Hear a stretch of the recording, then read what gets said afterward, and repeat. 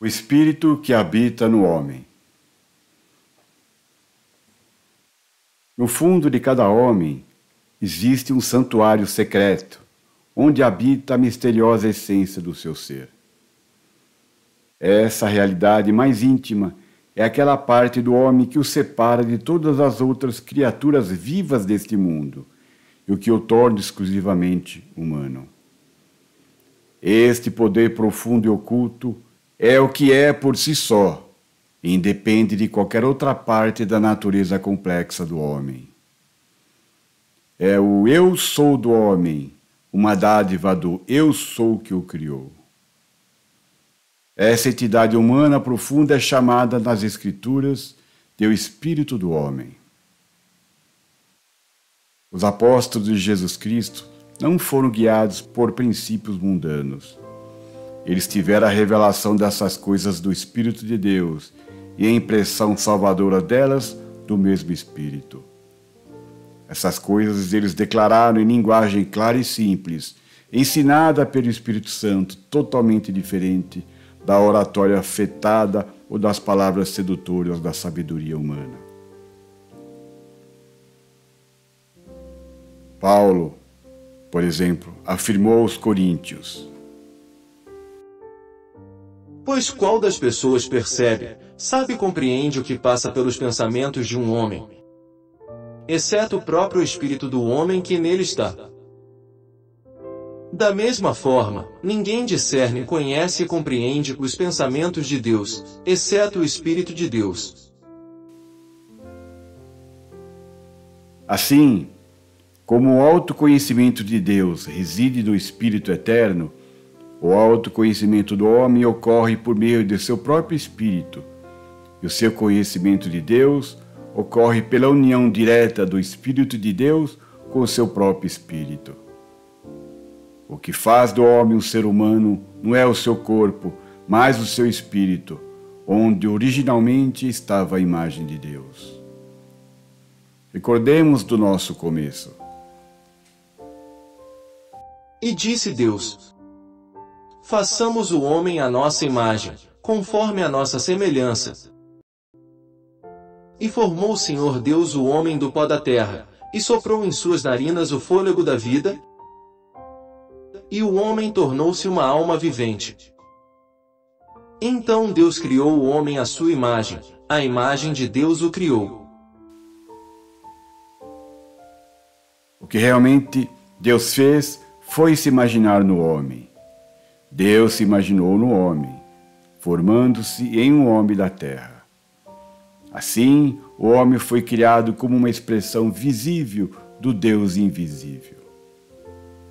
O próprio ser do homem tem uma parte de Deus, estando essencialmente relacionado a Ele.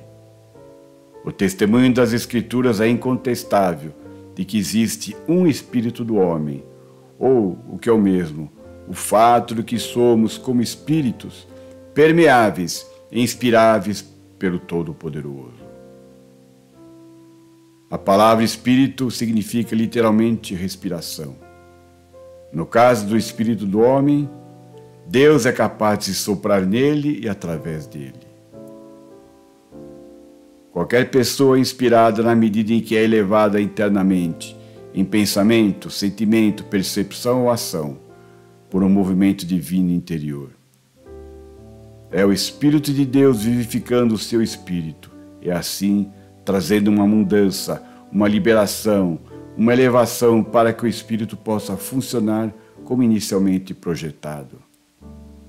E isto é o que Jesus Cristo descreveu como o nascer de novo, o espírito que já existia como descendência de Deus sendo gerado, assim como um bebê de carne é trazido ao mundo, a um novo reino, a um novo nível de identidade, nova consciência, novas expressões, novas habilidades, uma nova posição, novos direitos, privilégios e herança. Entendemos que a vida de um bebê não começa no momento do nascimento, quando então ele é simplesmente liberado para uma nova dimensão onde possa atingir todo o seu potencial nesse reino físico. Assim é com o novo nascimento. O nosso espírito não se originou no momento do nosso novo nascimento. Ele já deveria existir ou não poderíamos ter nascido. Assim, aquilo que nasce do espírito é espírito. É essa capacidade de ser espírito que qualifica o homem como criatura inspiradora. Agora, todos os animais e feras do campo também são chamados de almas viventes, na história da criação em Gênesis. Mas há uma diferença grande. O seu sopro de vida é de qualidade inferior ao do homem. O sopro de vida do reino animal é apenas o oxigênio do ar. Eles são, portanto, uma criação de Deus, mas não têm relação com Deus. O sopro de vida no homem, ao contrário, origina-se da própria essência espiritual do próprio Deus, inspirado. Assim como quando um homem morre, seu corpo retorna ao pó de onde veio, mas o seu espírito retorna a Deus que o deu.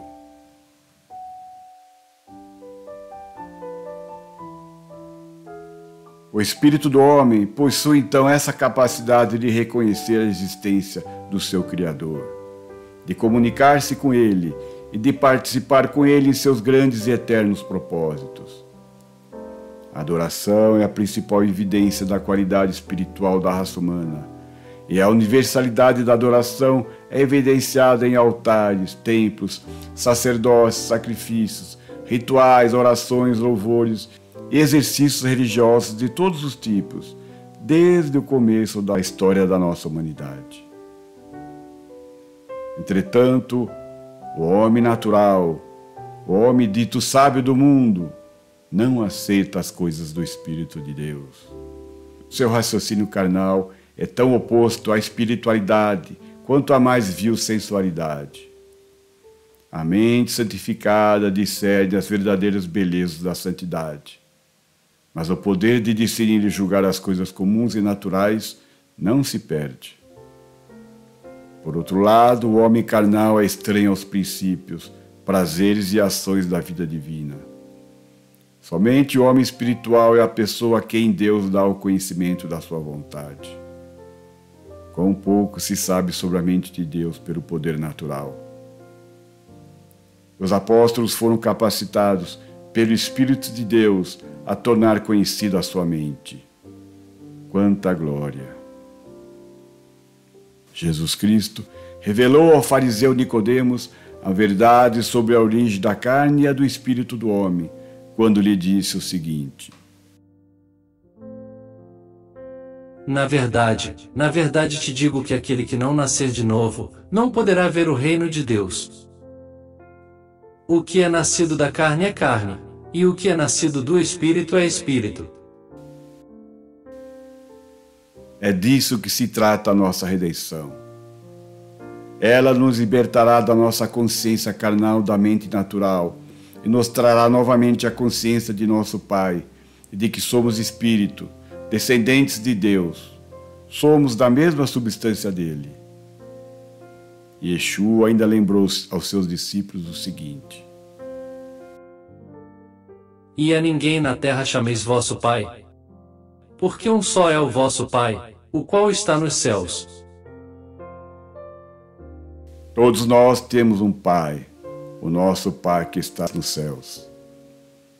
Aquela oração maravilhosa que Jesus ensinou aos seus discípulos, que chamamos de oração do Pai Nosso, começa com as palavras: Pai nosso que estás nos céus.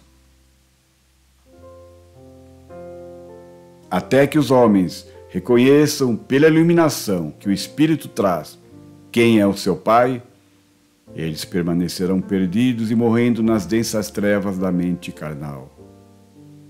Espiritualmente, eles não são diferentes da criança adotada que nunca foi informada de que é adotada e não tem noção de quem realmente são seus pais biológicos, de onde ele veio. Nosso Pai não é aquele que nos deu a vida física no ventre de nossa mãe terrena. Uma vez que sabemos quem é e onde está o nosso Pai, é fácil compreender onde começou a nossa vida e de onde viemos. O nosso começo foi com Deus. Deus é o nosso Pai. E o Pai Celestial é Espírito, no estado de Espírito, conhecido como céu. Como Espírito, nós o conhecemos como nosso próprio Pai, e a única substância do nosso verdadeiro ser. Nós nos encontramos ganhando vida para o Espírito, para Deus. Isso é o que Jesus realizou redentoramente para todos os homens através do seu sangue. O fato de sermos Espírito é a própria base da obra redentora de Cristo. Não é a vinda do seu Espírito a nós que nos tornou filhos de Deus, e o apóstolo Paulo explica claramente isso. E, porque sois filhos, Deus enviou aos vossos corações o Espírito de seu Filho, que clama: Abba, Pai. Já não deveríamos nos sentir mais estranhos à nossa pátria celestial. Deus nos redimirá. Deus nos renovará e nos libertará em seu Filho, e tão somente nele. E seremos novamente quem desde o princípio de tudo realmente somos.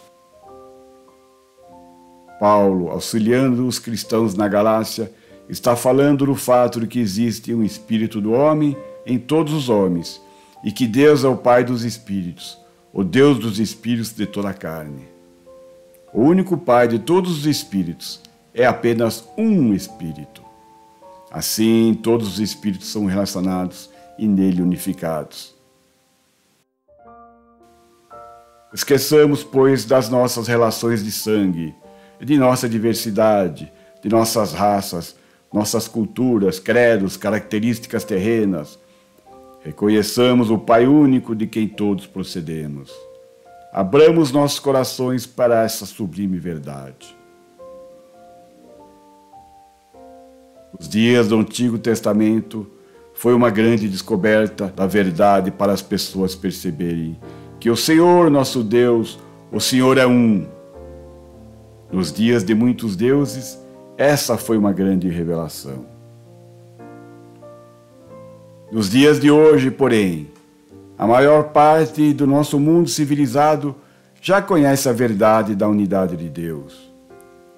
O problema agora é despertar as pessoas para a verdade de que o Deus único é o Pai do espírito de cada homem. Esta é uma das verdades mais profundas e preciosas das Escrituras. Nenhuma estrela que brilha no firmamento da revelação é mais clara ou gloriosa do que essa. Nenhuma verdade jamais caída sobre a nossa terra, vinda dos céus pelo Espírito de Deus, é mais cheia de significado. Essa paternidade dá sentido e ternura a essa nossa vida. É o próprio fundamento do valor da vida do homem. E revela porque Cristo veio dos reinos celestiais para redimir todos os homens pelo seu precioso e divino sangue. Louvado seja nosso Senhor Jesus Cristo para todo sempre. Amém.